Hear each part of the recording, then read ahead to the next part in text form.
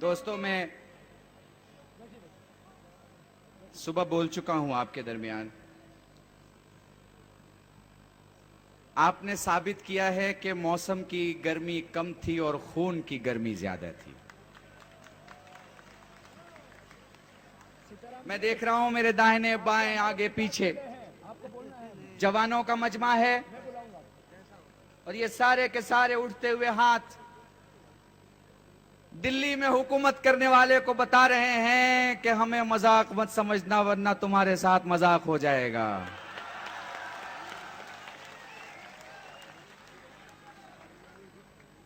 देखिए, हम चूंकि कोई प्रेस कॉन्फ्रेंस नहीं कर रहे हैं, हर आदमी की इंडिविजुअल जहनियत होती है, बात करने का अपना तरीका होता है।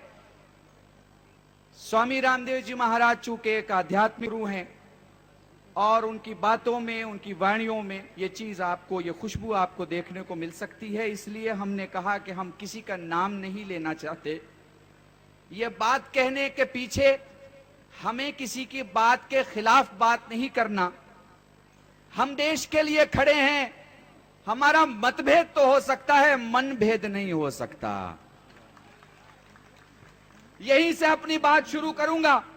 मेरे बड़े भाई अन्ना हजारे जी जो क़यादत कर रहे हैं, मेरे बड़े भाई स्वामी रामदेव जी जो क़यादत कर रहे हैं, उनकी इजाजत से मुझे एक सवाल का जवाब दो।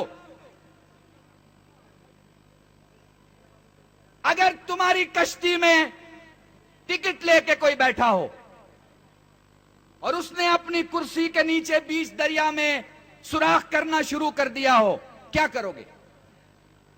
उसे समझाओगे? डांटोगे? नहीं माना तो ये कह के उतार के फेंक दोगे कि डूबना है तो अकेला डूब, मेरी कश्ती को क्यों डुबाता है?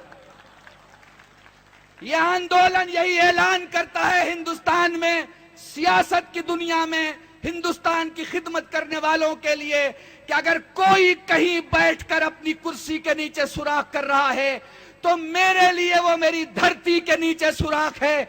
याद रखो, अगर कोई मेरी कश्ती को नुकसान पहुंचाएगा हम उसे डुबा देंगे, लेकिन कश्ती को डूबने नहीं देंगे।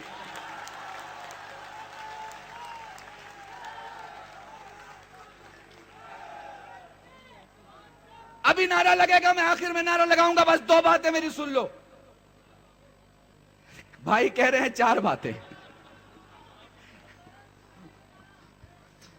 याद रखो, रामदेव को कुदरत ने अच्छी जिंदगी दी है। मेरे इज्जत मां भाई को कुदरत ने जीने का अच्छा सलीका दिया है। कोई जरूरी नहीं है कि ये 45-48 डिग्री की गर्मी में हजारों लोगों को लेकर जंतर मंतर पे बैठ जाए। मुझे बताओ, ये सच है, ये सच है कि अगर एक साधु किसी को घूसा मार दे तो कहा जाएगा साहब ये गलत बात है। लेकिन मुझे बताओ, अगर किसी बहन की इज्जत लूटी जा रही हो और लूटने वाले को साधु घूसा मारे तो यह घूसा सही है कि नहीं है? जवाब दो मुझे। तो फिर ये क्यों कहते हैं कि साधु घूसा क्यों मार रहा है? मेरी देश की अस्मिता लूटी जा रही है, फिर भी साधु साधु रहे और घूसा ना मारे।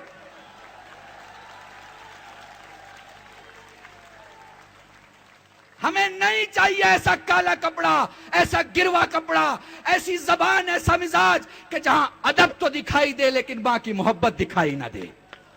हमें चाहिए तो ऐसा जहन चाहिए, ऐसी फिक्र चाहिए, ऐसी ज्वाला चाहिए, ऐसा खून चाहिए जो अगर चले तो देश के लिए चले, धड़के तो देश के लिए धड़के, बोले तो देश के लिए बोले।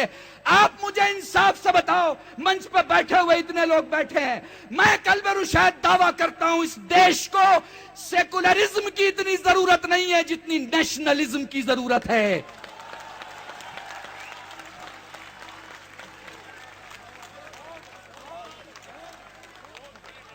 साठ साल से सियासत मदारों ने सेकुलरिज्म के दावे पे अपनी सियासत की रोटियां सेकी हैं।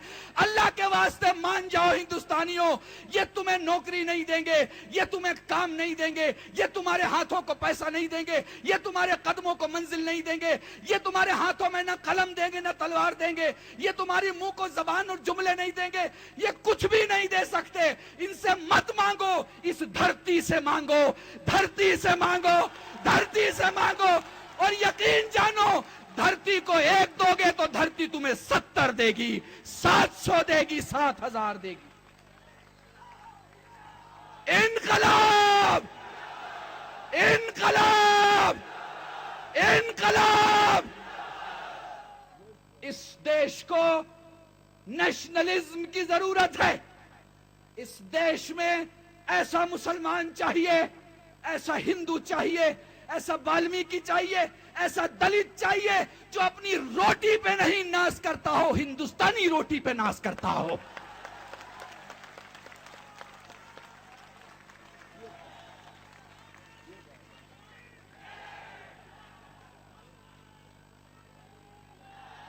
मैं आखिर में नारा लगाऊंगा, जवाब देना और अपनी बात खत्म कर दूंगा।